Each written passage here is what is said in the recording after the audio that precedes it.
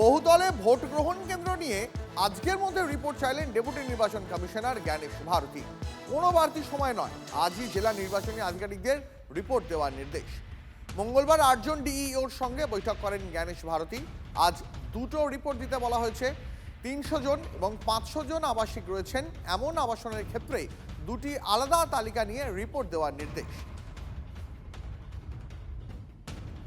আরও একবার জানিয়ে রাখবো আপনাদের, বহুতলে ভোট গ্রহণ কেন্দ্র তৈরি নিয়ে আজকের মধ্যে রিপোর্ট চাইলেন ডেপুটি নির্বাচন কমিশনার জ্ঞানেশ ভারতী।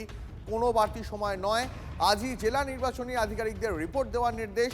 মঙ্গলবার 8 জন ডিইওর সঙ্গে বৈঠক করেন জ্ঞানেশ ভারতী। আজ দুটো রিপোর্ট দিতে বলা হয়েছে। 300 জন এবং 500 জন আবাসিক আছেন এমন আবাসনের ক্ষেত্রে দুটি আলাদা তালিকা নিয়ে রিপোর্ট দেওয়ার নির্দেশ।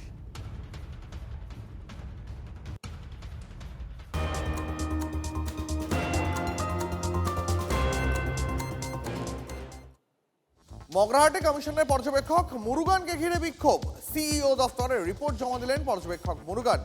ডিএম এসপি কেন নিরাপত্তার ব্যবস্থা করেননি, রিপোর্টে প্রশ্ন বিশেষ পর্যবেক্ষকের।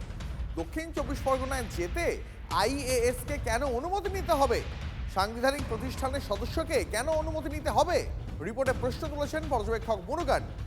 খতিয়ে না দেখলে পরিস্থিতি নিয়ন্ত্রণের বাইরে চলে যাবে। বিক্ষোভে যিনি নেতৃত্ব দিয়েছেন তার বিষয়ে তদন্ত প্রয়োজন, রিপোর্টে লিখেছেন পর্যবেক্ষক মুরুগান। খবর কমিশন সূত্র।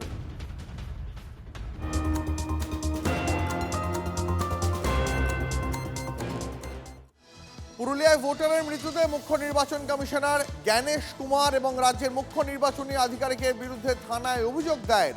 পাল্টা এই ঘটনায় প্রতিক্রিয়া রাজ্য সিইও দফতরের। অভিযোগ জানাতেই পারেন, এটা গণতান্ত্রিক অধিকার। তবে সংসদীয় আইন অনুযায়ী নির্বাচন কমিশনারের বিরুদ্ধে এফআইআর করা যায় না।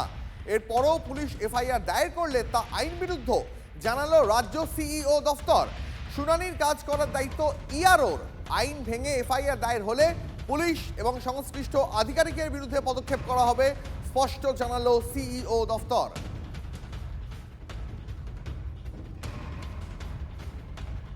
মুখ্য নির্বাচন কমিশনারের নামে পুলিশে অভিযোগ দায়ের, জ্ঞানেশ কুমারের নামে অভিযোগ দায়ের এসআইআর আতঙ্কে মৃতের পরিবারের। শুনানিতে ডাকায় মানসিক চাপে মৃত্যু হয় হাওড়ার জামাল শেখের, এমনটাই অভিযোগ। জ্ঞানেশ কুমার এবং মনোজ আগরওয়ালের বিরুদ্ধে অভিযোগ দায়ের। এআই দিয়ে 54 লক্ষ নাম বাদ দেওয়া হয়েছে। খসড়া তালিকায় নাম বাদ নিয়ে চাঞ্চল্যকর অভিযোগ মমতা বন্দ্যোপাধ্যায়ের। এসআইআর সবচেয়ে বড় কেলেঙ্কারি বলে আক্রমণ শানিয়ে অমিত শাহের পদত্যাগও দাবি করেছেন তিনি। আর এই নিয়ে পাল্টা জবাব দিয়েছে বিজেপি। এসআইআর মানে সর্বনাশ, এটা বড় কেলেঙ্কারি। ভ্রষ্টাচারী হোম মিনিস্টার, রিজাইন করো, ইউ মাস্ট রিজাইন। ममता जी के पास से और कोई अपेक्षा रख नहीं सकते।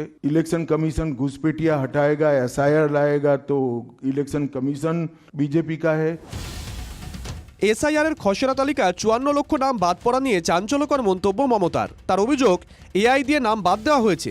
এসআইআর সবচেয়ে বড় কেলেঙ্কারি, দাবি মুখ্যমন্ত্রীর। ওই 54 লোকের নাম ডিলিট করেছে এআই দিয়ে। কি করছে বিজেপি?